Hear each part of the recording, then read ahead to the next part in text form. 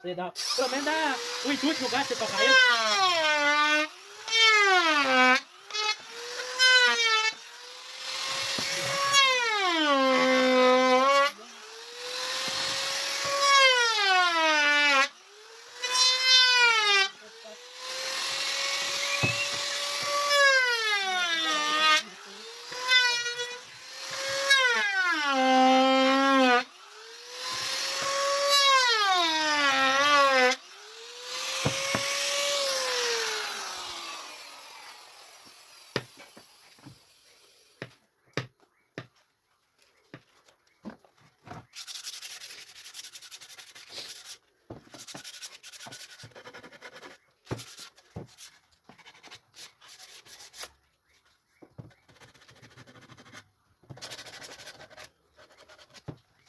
Deve ter cortado.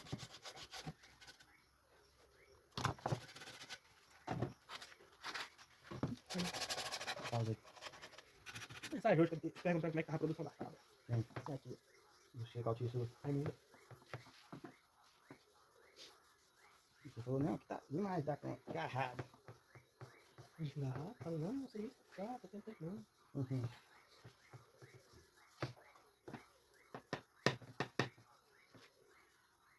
Eu imagino esse chicote. Vai dar uma rapinhola. Aqui, meus amigos, mais um trabalho aqui finalizado. Essa tábuazinha toda feita de roxinho, né? Madeira inteiriça. Vocês podem ver o modelinho dela. Eu fiz um outro modelo, esse mesmo aqui, esses 2 dias, né? Eu vendi ele bem rápido, resolvi fazer outro. Tá medindo aí 36 por 19,5, né? Então a madeira de roxinho, madeira bem resistente. Uma madeira muito boa. Se você gostou do vídeo, deixe seu like, deixe seu comentário. Se inscreva aí no canal, compartilhe nossos vídeos, né? Para estar alcançando mais pessoas aí. E ative o sininho de notificações também, para receber todos os vídeos aí que a gente está postando aí no canal. Então é isso aí o vídeo de hoje. Um grande abraço. Todos com Deus e até o próximo vídeo, se Deus quiser.